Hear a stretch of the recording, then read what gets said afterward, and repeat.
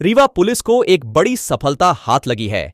V2 mall में गोली चलाकर एक व्यक्ति को घायल करने के बाद फरार सभी बदमाशों को पुलिस ने गिरफ्तार कर लिया है। पुलिस ने बताया कि घटना सामान थाना अंतर्गत वी2 मॉल की है, जहां 22 अप्रैल को बाइक में आए 3 युवकों ने वी2 मॉल के बाहर खड़े हर्ष दुबे पर फायर कर दिया था, लेकिन निशाना चूकने से गोली बगल में खड़े एमपीबी में पदस्थ इंजीनियर दिनेश तिवारी के सीने में जा लगी थी। गोली चलाने के बाद बदमाश फरार हो गए थे। सूचना पर मौके पर पहुंच पुलिस ने घायल को अस्पताल में भर्ती कराया और बदमाशों की तलाश शुरू कर दी थी। वही तलाश के दौरान हर्ष दुबे ने थाने पहुंच शिकायत दर्ज कराई कि आरोपी उसे गोली मारने आए थे, जो उसे न लगकर बगल में खड़े व्यक्ति को लग गई। पुलिस ने मामले पर आरोपियों को पकड़ने टीम बनाकर तलाश शुरू कर दी, जिसके बाद आरोपी रोशन गुप्ता, अनुज दुबे और सुजल मिश्रा को पुलिस ने गिरफ्तार कर लिया। पुलिस ने बताया कि पुराने विवाद को लेकर आरोपियों ने घटना को अंजाम दिया था। आरोपी रोशन गुप्ता उर्फ रॉक्स पर कुल 15 अपराध दर्ज है। वहीं आरोपी अनुज दुबे पर भी विभिन्न थानों पर 11 अपराध दर्ज है। दिनांक 22 अप्रैल को वी2 मॉल थाना समान क्षेत्र में एक गोली चलने की घटना हुई थी और जिसमें हर्ष दुबे की तरफ से धारा 307-34 के अंतर्गत एफआईआर दर्ज कराई गई थी रोशन गुप्ता, अनुज दुबे और सुजल मिश्रा के खिलाफ, और जिसके आधार पे फिर लगातार टीम्स एक्टिव थी।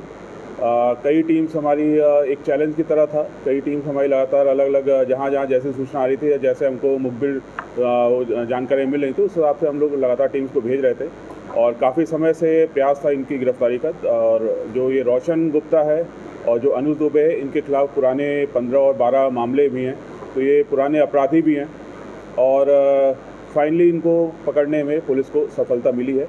तीनों लोगों को पुलिस ने गिरफ्तार किया है और इनको पुलिस रिमांड पे लिया गया है और रिमांड लेने के बाद इनसे बाकी जो भी घटनाक्रम हुआ है, जो भी अपराध घटित हुआ है, उसके बारे में इनसे पूछताछ की जा रही है। ये जो हर्ष दुबे जो फरियादी है और जो आरोपी है, इनके बीच में कुछ विवाद काफ़ी समय से चला आ रहा है। फरवरी में भी एक एफआईआर हुई थी और जिसमें ऐसे विवाद हुआ था। ये भी जानकारी आई कि बीच में एक बार और इनके बीच में कहासुनी हुई है। इसके पूर्व में भी इनके बीच कहासुनी हुई थी जो कि एफआईआर में नहीं तब्दील हुई थी, कोई भी उसमें पक्ष थाने में रिपोर्ट नहीं किया था। लेकिन यह है कि काफ़ी समय से इनके बीच में आपसी रंजिश चली आ रही थी और उसी का नतीजा उस दिन की घटना से निकला था। गोली मारने के बाद फरारी कहाँ था? गोली मारने के बाद अभी तक जो हमको जानकारी मिली है, ये इंदौर, पीथमपुर, दिल्ली और भोपाल में इन्होंने फरारी काटी है। अभी पूरी जानकारी एकत्रित की जा रही है और यदि कोई आश्रयदाता भी रहा होगा या जिसने जानबूझ के जानते हुए कि इन्होंने एक अपराध घटित किया उसके बाद भी इनकी मदद की तो उनके खिलाफ भी कार्रवाई की जाएगी।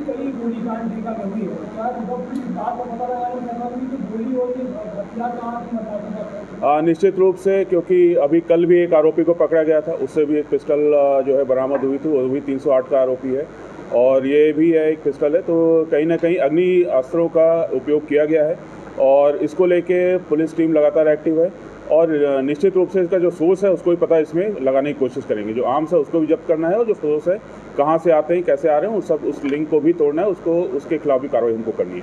अपराधी को जब पनाह दे रहे थे उनकी गिरफ्तार निश्चित रूप से, क्योंकि एक जघन्य अपराध था, एक व्यक्ति को गोली लगी और ऑलमोस्ट उसको जान पे बनाई थी, तो ऐसे अपराधी जो है अगर उनको आश्रय दिया जाएगा तो उनके खिलाफ भी कार्रवाई की जाएगी।